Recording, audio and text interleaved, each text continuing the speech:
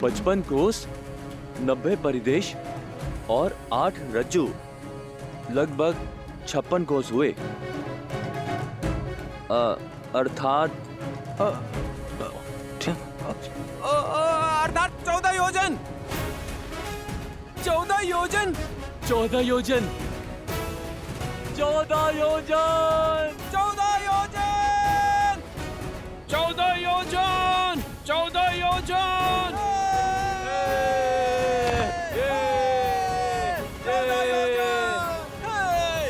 जय श्री राम। जय श्री राम। उत्साह अच्छी बात है, किंतु अभी कार्य शेष है। एक दिन में केवल 14 योजन सेतु बनाया है हमने। जय श्री राम। जय श्री राम।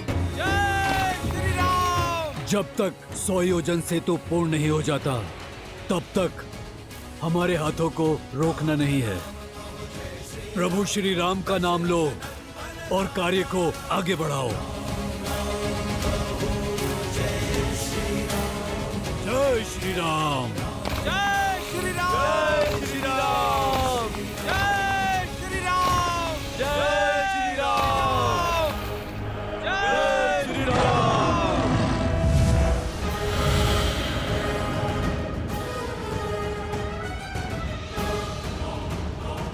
कहाँ होगा वो राम? उसे ढूंढकर उसका अंत कर दूंगा। कल का सूर्योदय नहीं देख पाएगा वो।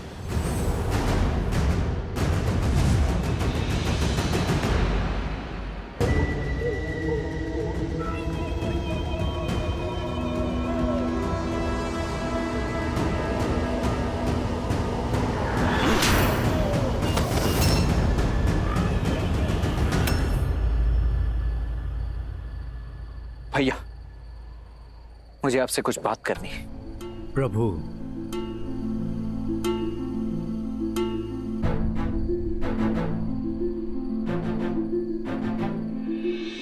कहो लक्ष्मण, सब कुशल तो है ना?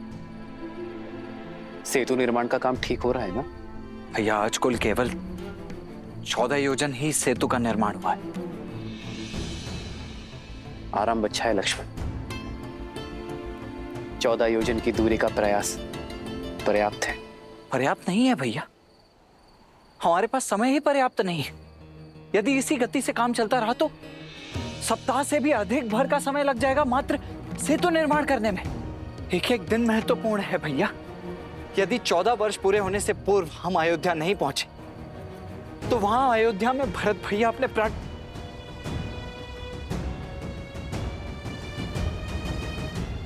इन बचे कुछ दिनों में ही हमें ये सेतु निर्माण करके लंका तक पहुंचना है। लंका की समस्त सेना के साथ उस रावण को परास्त करना है, भाभी माँ को वहां से मुक्त करा कर लाना है और अयोध्या भी पहुंचना है। भैया, अब तो हमारे लिए एक एक क्षण महत्वपूर्ण है और आप कह रहे हैं कि 14 योजन सेतु निर्माण पर्याप्त है? नहीं भैया, ये गति पर्याप्त नहीं है भैया। लक्ष्मण मित्र, मेरे साथ चलिए, आपको कुछ दिखाना। आओ लक्ष्मण।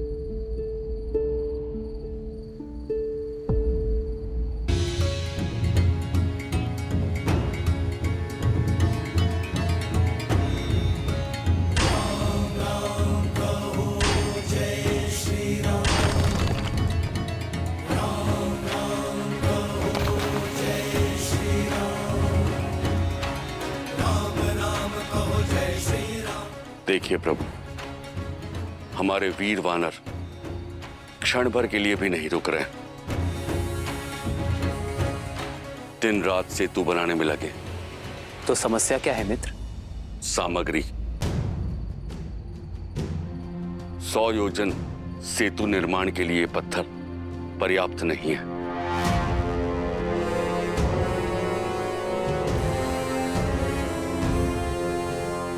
अब सोचने का समय नहीं है भैया।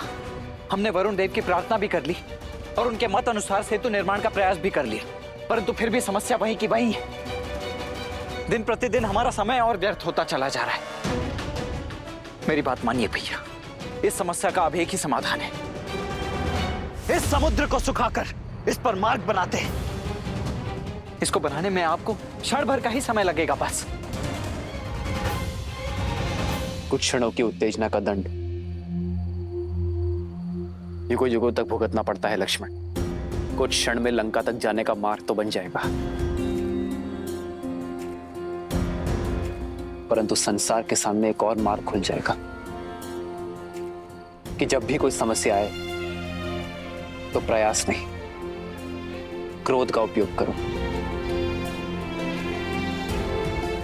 और यह मार्ग संसार के नाश का कारण बनेगा लक्ष्मण।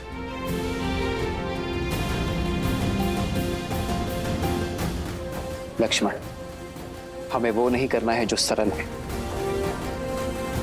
हमें वो करना है जो शुभ है।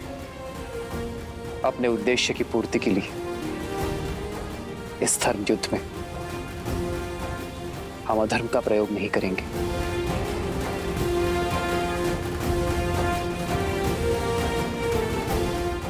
किंतु बिना चट्टानों के ये सेतु बनाने का कार्य पूर्ण कैसे होगा? और दूसरे क्षेत्रों से चट्टान लाने में तो बहुत अधिक समय व्यर्थ हो जाएगा। लक्ष्मण, सेतु के निर्माण का काम नहीं रुकेगा।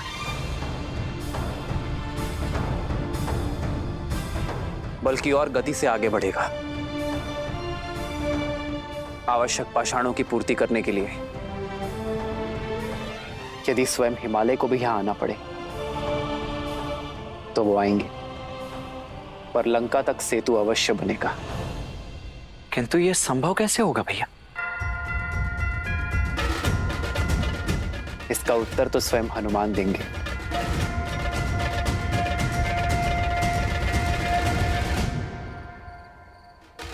जो मेरे प्रभु ने कह दिया उस पे ना कोई प्रश्न है और ना ही कोई उत्तर।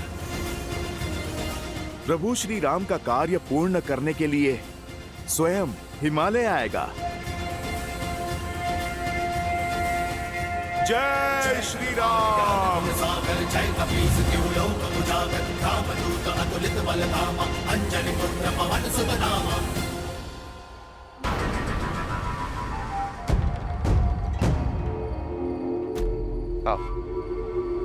तो ये है राम। ये किस बालक को मारने भेज दिया युवराज मेघनाद ने?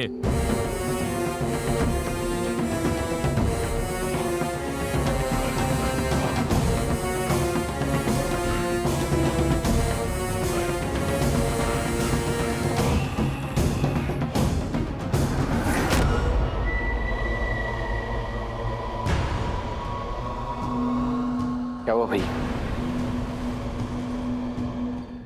कुछ नहीं लक्ष्मण, तुम वहां निरीक्षण करो कि सेतु का निर्माण ठीक से हो रहा है कि नहीं। वानरों का उत्साह बढ़ा। जो आज्ञा भैया।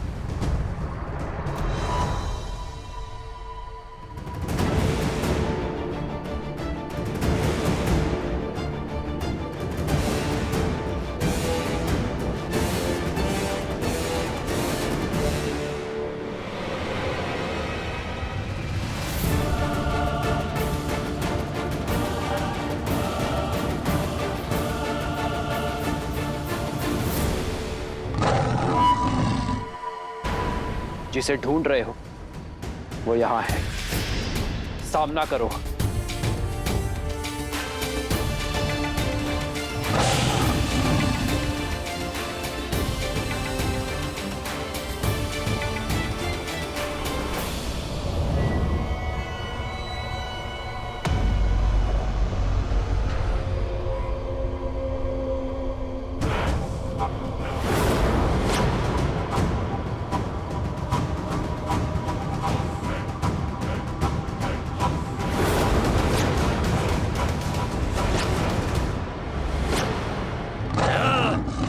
अदृश्य होकर लड़ने में कैसी वीरता।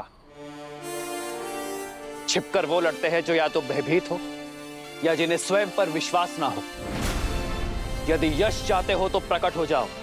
मुझे ना यश चाहिए ना प्रवचन। छल से या बल से लक्ष्य पूरा करना है, जो है तुम्हारा अंत।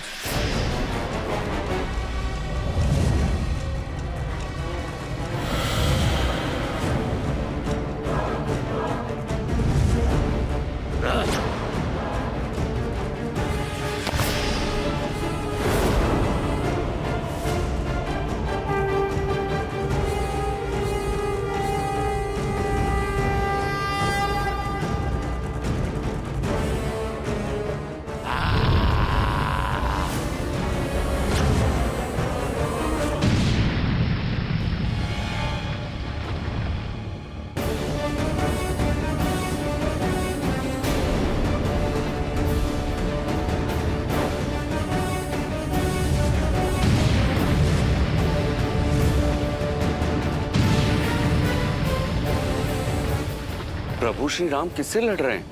यहाँ तो कोई दिखाई नहीं दे रहा है।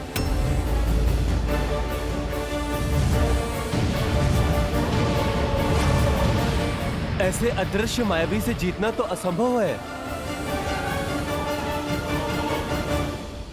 आइए भैया, हम दोनों मिलकर इस मायावी को घेरते हैं। नहीं लक्ष्मण, ये मुझसे लड़ने आया है। ये कितनी भी माया दिखाए, परंतु मैं धर्म युद्ध लड़ूंगा अकेले। कोई हस्तक्षेप नहीं करेगा। किंतु भैया मैं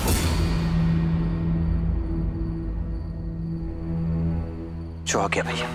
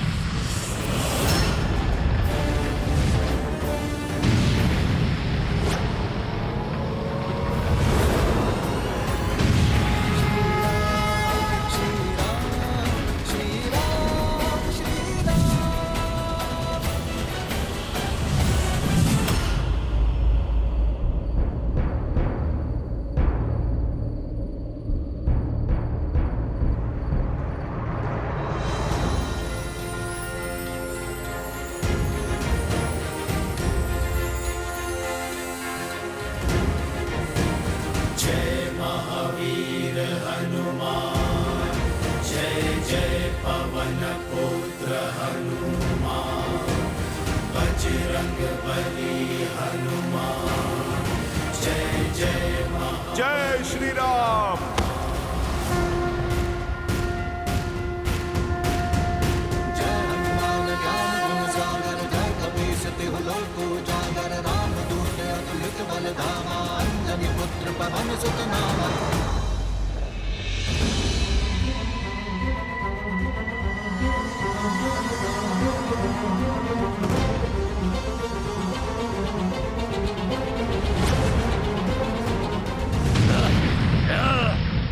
अंतिम चेतावनी दे रहा हूं, यदि आत्मसमर्पण करोगे तो प्राण नहीं लूंगा तुम्हारे।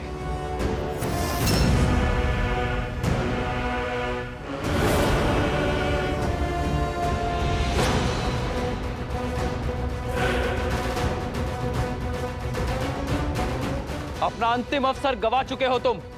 मेरे पास अब कोई मार्ग नहीं है।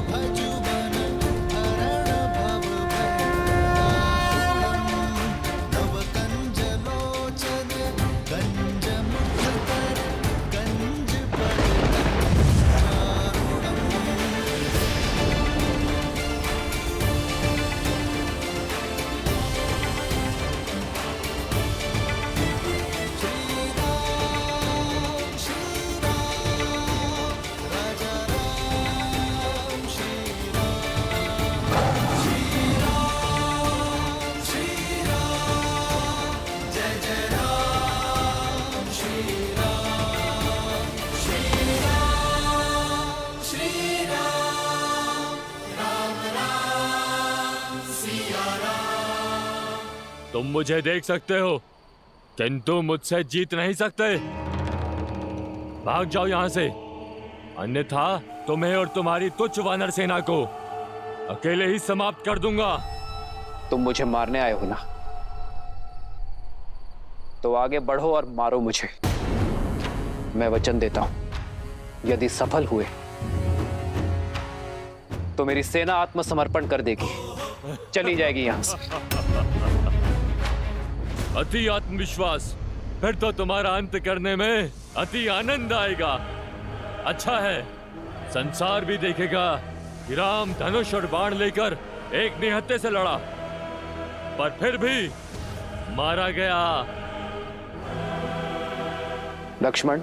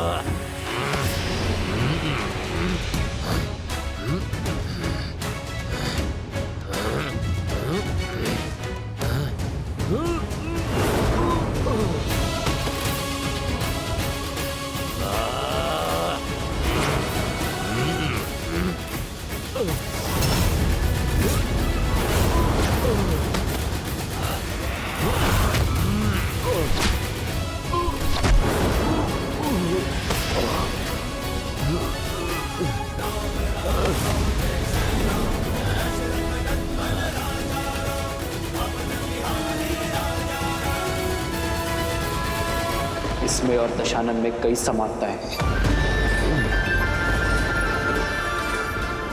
ये छिप कर आया है और वो भी। इसने भी अफसर का तिरस्कार किया है और उसने भी।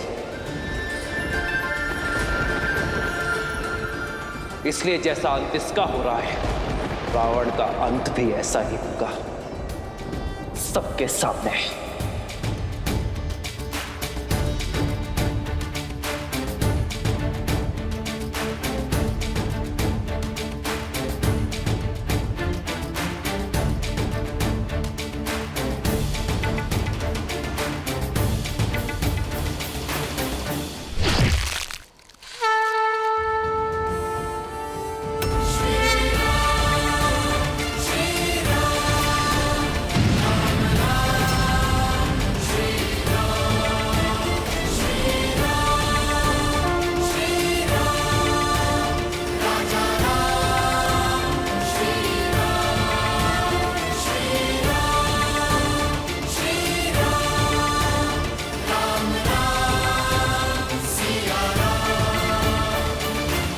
कोई बाधा आएगी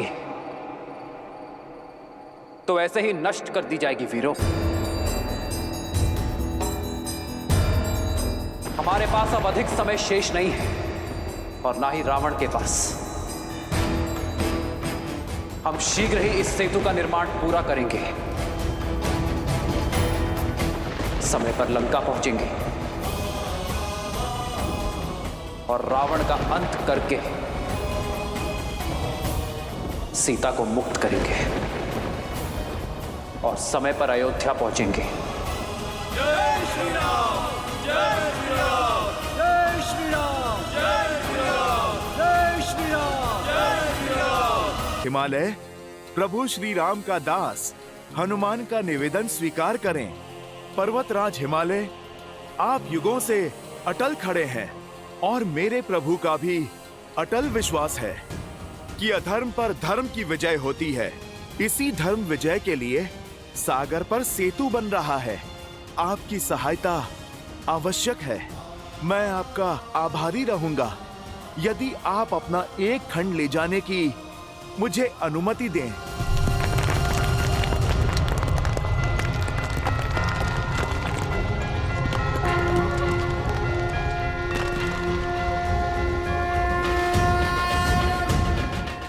आपका ये सहयोग इतिहास सदा स्मरण रखेगा। जय श्री राम।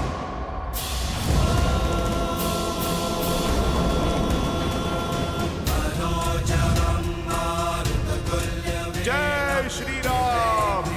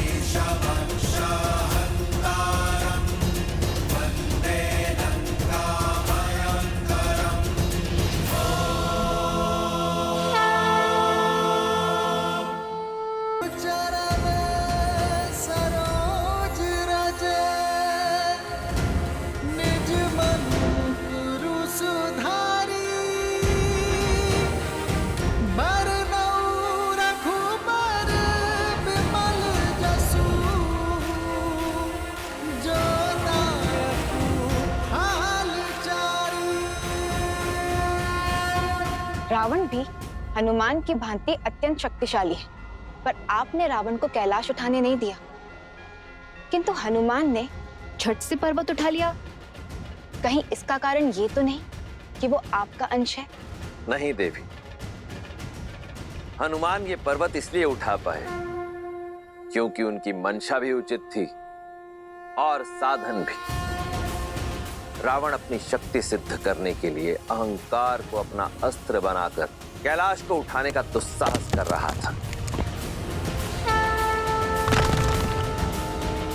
वहीं दूसरी ओर हनुमान परमार्थी, राम काज सिद्ध करने के लिए विनम्रता का सहारा ले रहे थे।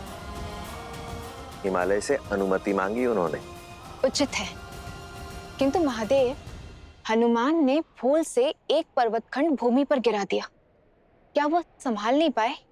देवी, जिनकी मंशा उचित हो और उद्देश्य जगत का कल्याण, उनकी तो भूल भी संसार के लिए कल्याणकारी सिद्ध होती है। ये पर्वत चला तो था नारायण का काज सिद्ध करने के लिए, तो नारायण के ही काम आएगा। त्रेता युग में ना सही, द्वापर युग में सही।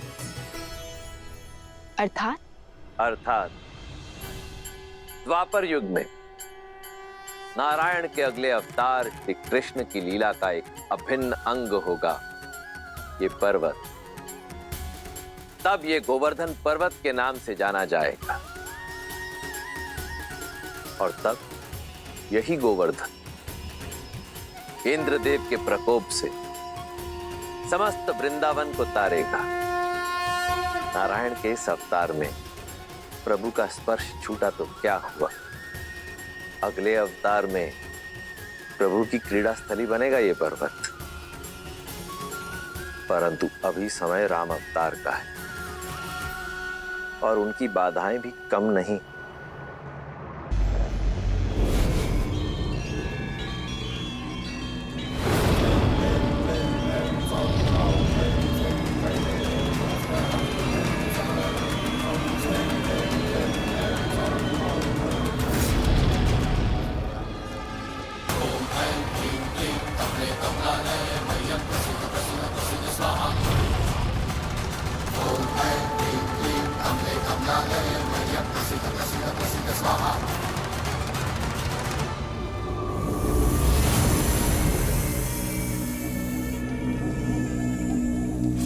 प्रभंजनी, तुम्हारे विष का काट तो देवताओं के पास भी नहीं है, और कुंडली की जकड़ इतनी कठोर कि हिमालय तक को चूर चूर कर दे।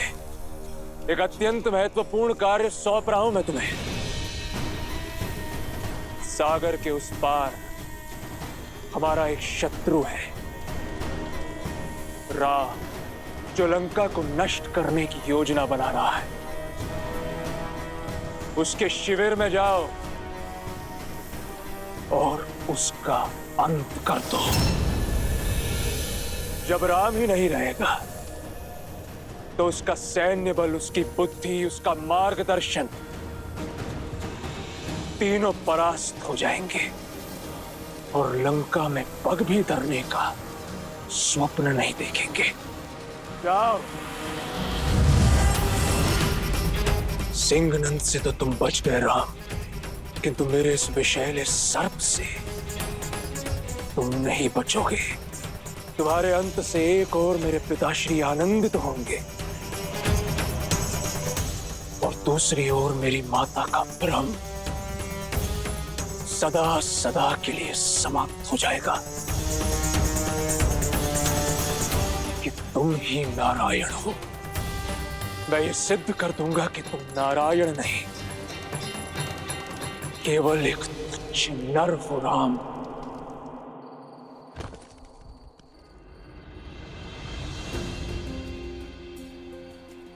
प्रभु, जितने पत्थर थे सब निकाल लिए, अब क्या करें?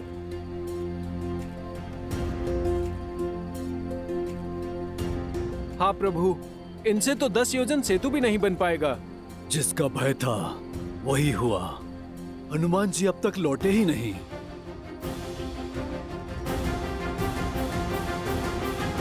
हनुमान मेरी आशा है कभी असफल नहीं हो सकता।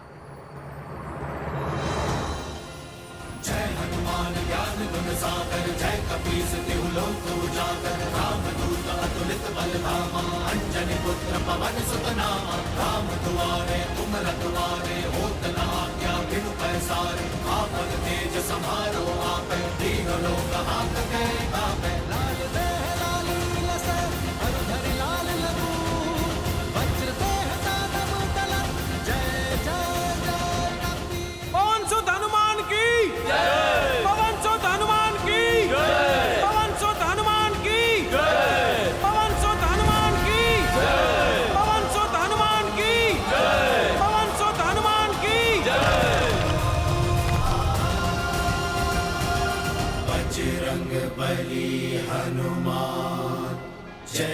जय श्री राम।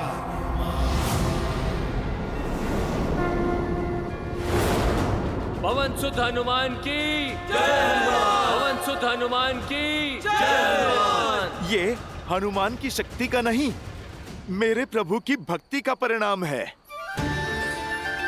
आप लोग जय हनुमान नहीं, जय श्री राम कहो, और इतनी ऊंची वाणी में कहो कि सेतु बनने से पूर्व राक्षसों के मन में भय का सागर उमड़ जाए।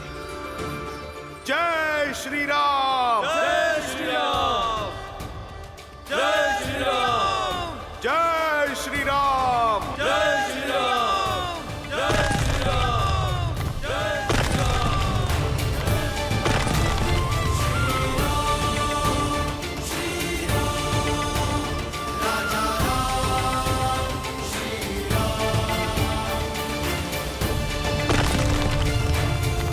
राम। जय श्री राम।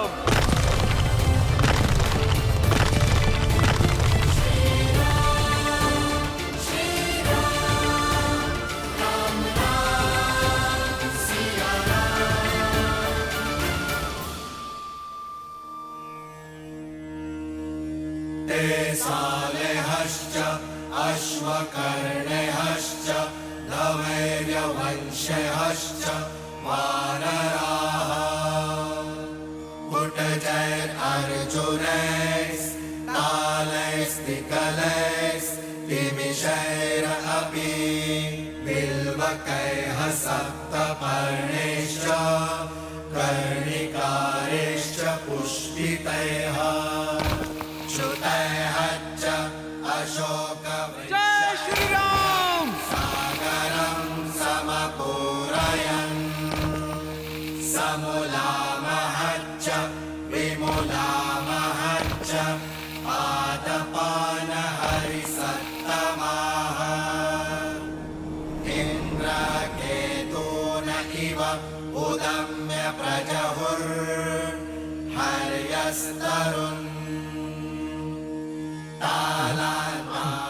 बीस योजन 20 योजन 20 योजन। 20 योजन।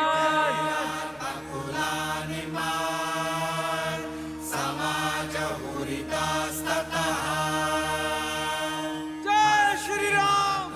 जय श्री राम। जय श्री राम। जय श्री राम। कल 14 और आज 20। अब संतुष्ट होना लक्ष्मण। जय श्री राम। जय श्री राम। श्री राम श्री राम श्री राम।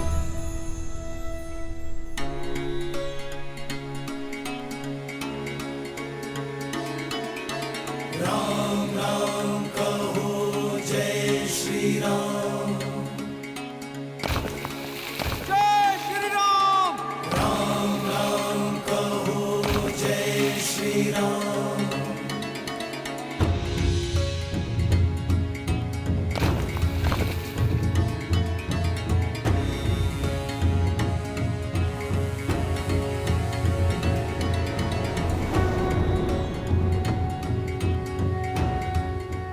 क्या हुआ? 21 योजन 21 योजन। 21 योजन 21 योजन। 21 योजन। 21 योजन।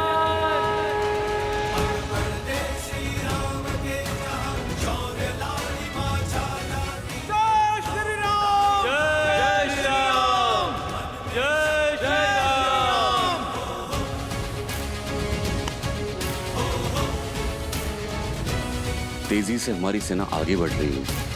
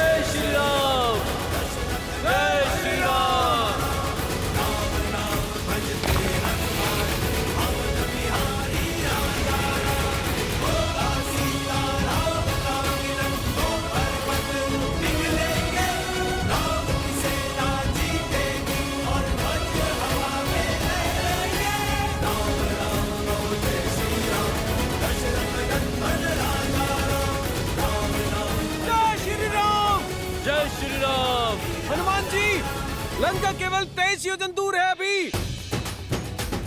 जय श्री राम।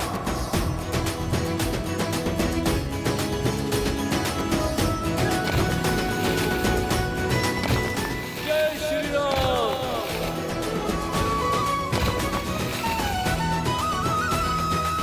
आज रात्रि सेतु का कार्य पूर्ण हो जाएगा मित्र। सेना का उत्साह देख रहे हैं ना आप।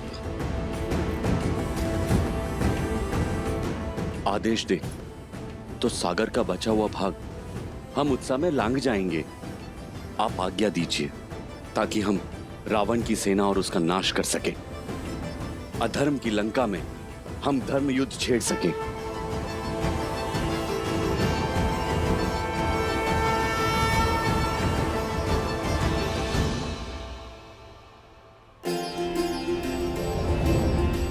मैं वानर सेना का परिश्रम और उत्साह का सम्मान करता हूं, किंतु कोई भी कार्य महादेव के आशीर्वाद के बिना अधूरा है।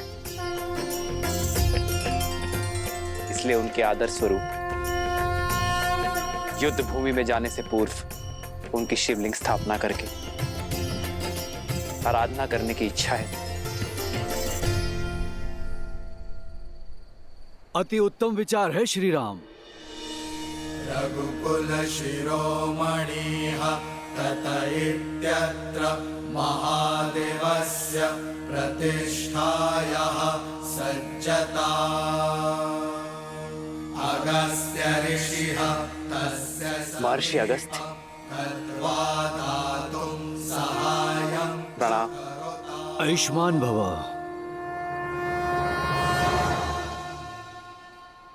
जिस लंका को आज तक किसी ने देखा नहीं, उस लंका तक पहुंचने का मार्ग तुम्हारे सानिध्य से ही बन सकता था। धन्य हो रघुकुल और धन्य हो रघुकुल नंदन। और महादेव की आराधना भी उचित है। वो न केवल आपके आराध्य हैं, अपितु वो महाकाल का रूप भी हैं। रावण का काल इस सेतु से चलकर उस तक पहुंचेगा। ये स्थान इतना दिव्य है तो इसकी शोभा भी दिव्य शिवलिंग से ही बढ़ेगी। यहाँ हिमालय से लाया गया विशेष स्फटिक शिवलिंग ही स्थापित होगा और इसकी स्थापना का शुभ मुहूर्त कल सूर्योदय के पहले का है। सूर्योदय से पहले? परंतु इतनी शीघ्र इतना विशेष शिवलिंग यहाँ लाना असंभव है। और हिमालय जैसे विशाल पर्वत पर इतना छोटा सा शिवलिंग खोजना सरल नहीं होगा।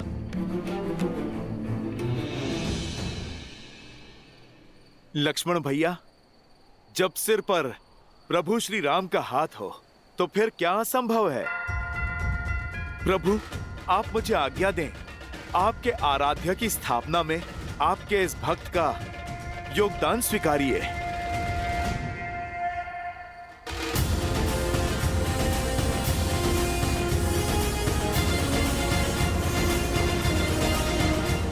जय श्री राम।